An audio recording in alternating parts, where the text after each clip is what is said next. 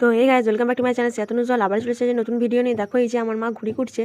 এখনকার আর এরকম ঘুড়ি কুটা নেই বললেই চলে। তো তোমাদেরও বাড়িতে কে এরকম করে ঘুড়ি কুটার? আমি এই যে ঘুড়ি চালছিলাম, দেখো কত ঘুড়ি বেরিয়েছে।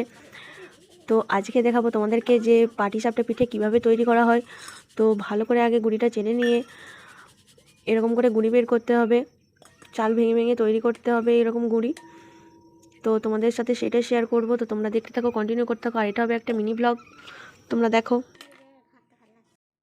তৈরি করতে লাগছে একটা পাত্রের মধ্যে মুগ ডাল বাটা, মৌরি বাটা, তারপর তোমার এলাচি বাটা আর একটু ঘি, আর হচ্ছে একটা পাত্রের মধ্যে তোমাকে একটু নারকেলের ছাই করে নিতে হবে।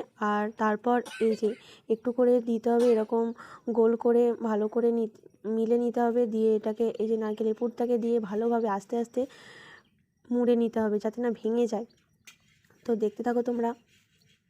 তাও এটা একটু ভেঙে যাচ্ছিলো, দিয়ে দেখো আস্তে আস্তে এটা তৈরি হচ্ছে কীরকম করে। দেখে যতটা মনে হচ্ছে সহজ, কিন্তু ততটা সহজ নয়। তো এই যে আমাদের এখানে অনেক পিঠে তৈরি করা হয়েছে। তো তারপর এগুলিকে আবার ভালো করে ঘি দিয়ে ভাজা হবে একটু পরে, সেটাও তোমাদের সাথে শেয়ার করব।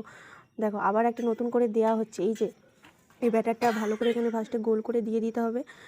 দিয়ে একটা তাল পাতাকে ভালো করে কেটে নিয়ে এরকম গোল আকৃতির করে নিতে হবে। দিয়ে তার মধ্যে এটা একটু হয়ে যাওয়ার পর এর মধ্যে নারকেলটাকে ভালো করে দিয়ে দিতে হবে। দিয়ে ওরকম করে একই সেমভাবে মুড়ে নিতে হবে। তো তোমরাও বাড়িতে ট্রাই করতে পারো।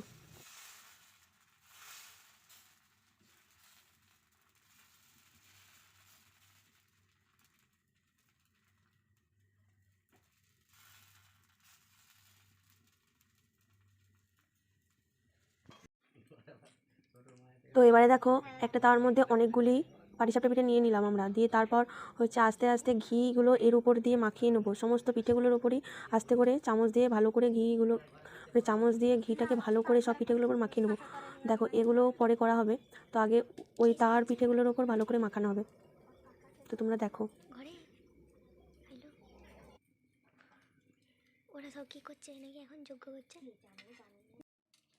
ভালো করে তাকে সেঁকতে দেওয়া হয়েছিল পিঠেগুলোকে। এই যে দেখো তারপরে ঘি মাখানো হচ্ছে। ভালো করে ঘি মাখাতে হবে যাতে দু পিঠ ভালোভাবে লাল হয়ে যায়। তো তোমাদের সাথে সেটাও শেয়ার করবো যে ঘি মাখানোর পরের অবস্থাটা কীরকম হয়। মানে যা সেন্ট উঠেছিল না পিঠেগুলো, যা দারুণ খেতেও হয়েছিল। তোমরা কিন্তু বাড়িতে অবশ্যই ট্রাই করবে। আর কার বাড়িতে কী পিঠে হচ্ছে, এখন থেকে তো পিঠে করা শুরু হয়ে গেছে সবারই বাড়িতে আস্তে আস্তে। তো কার বাড়িতে কী পিঠে বলি হচ্ছে বা কী পিঠে হচ্ছে সমস্ত কিন্তু আমাকে কমেন্টে জানাবে আর শেয়ার করবে আমাদের সাথে। তো আমাদের এই যে ঘি মাখিয়ে শেখা কমপ্লিট হয়ে গেছে। তো আমার ভিডিওটি আজকে এই পর্যন্ত। যদি ভালো লেগে থাকে অবশ্যই লাইক, কমেন্ট, শেয়ার এবং সাবস্ক্রাইব করে দেবে। আমাদের পিঠে কমপ্লিট, পাটিসাপটা পিঠে সবারই কেমন লাগলো দেখে কিন্তু কমেন্টে জানাবে অবশ্যই বাড়িতে। তো আজকের মতন টাটা সবাই, আবার দেখা হচ্ছে নতুন একটা ব্লগের সাথে। তো ততক্ষণের জন্য সুস্থ থাকবে, ভালো থাকবে, ঘরের সবাই ট্রাই করে খাবে। আর নতুন সাবস্ক্রাইব হলে বেল আইকনটা টিপে দিবে। ঠিক আছে, বাই বাই।